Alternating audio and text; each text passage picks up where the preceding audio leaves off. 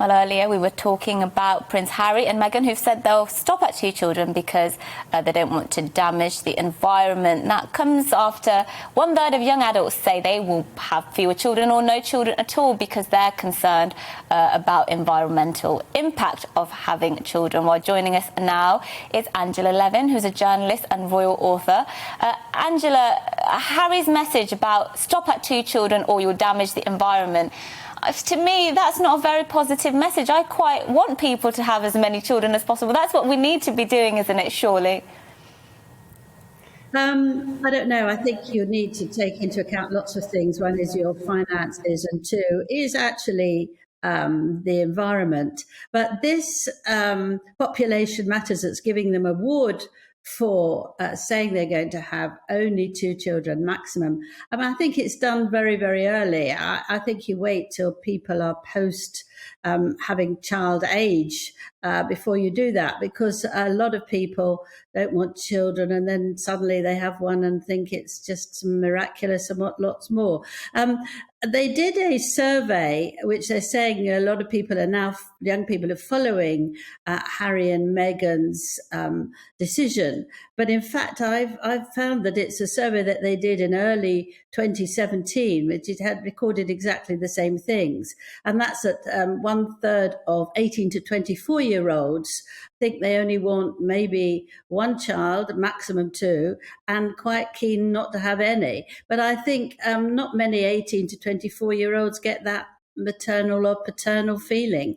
I think you want to have a lot of fun, decide what sort of person you are, and get on with your life. And those yearning to have a child come much later. So I don't think we have to panic and think that we're not going to have a new generation of young people. I think this is perfectly normal for people of that age.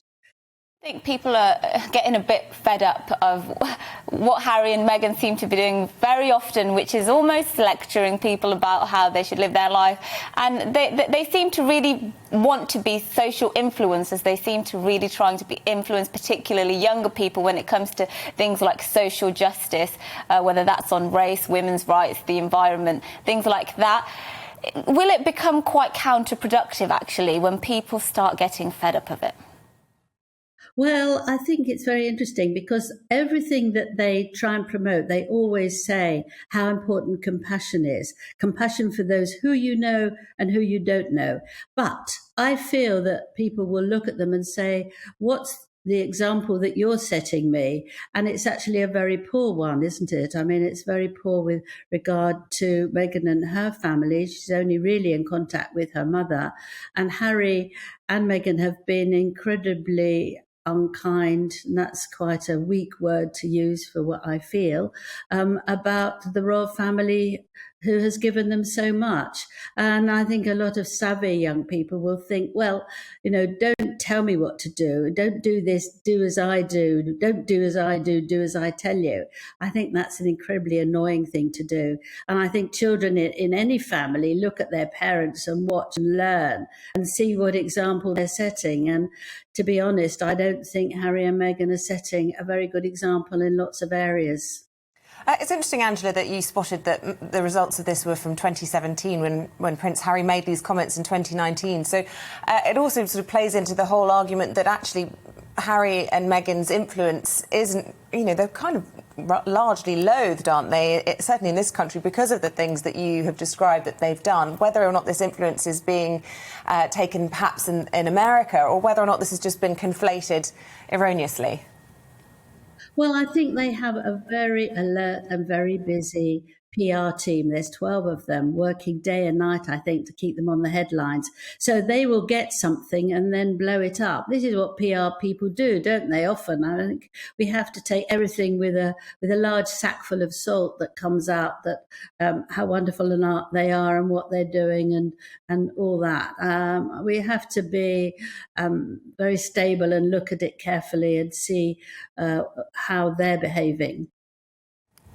And what do you think Will and William and Kate's influence is, on the other hand? Because they're really coming into their own recently, and they almost, you would think Harry and Meghan would be the more relatable ones, wouldn't you? Because that's how they position themselves. But actually, I found that particularly over the last couple of years, it's been William and Kate who are now coming across as the two that you feel more comfortable chatting to when you're out in the street or down the pub.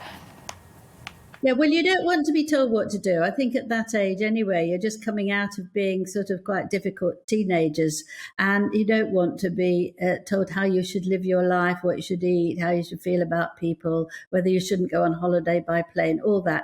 Whereas Catherine and William are very sort of warm about it. They let the public see enough of their family so that the paparazzi don't have to go mad and try and chase it. But doing it very naturally. You see the kids laughing and roaring with laughter and rolling down hills and hugging their parents. And that seems to be a much happier way than all the obstacles that Harry and Meghan are putting in people's lives. I think they look such a happy family, and children don't act, of course. Adults can pretend anything they want, but children, if they don't particularly like a parent or they don't think their parent's taking any notice of them, they won't jump on them, they won't giggle, and they won't look up at them with sort of amazing smiles and total trust. And I think, if anything, I'd much prefer to be like them than like people who are telling me what to do and obstructing everything I'd like to feel. Prince William does do lots of environmental campaigning, doesn't he? But he does have 3 children, so I wonder what he makes of Prince Harry's view on it all. Angela, always good to talk to you. Thanks so much for joining us here on GB News. Yeah.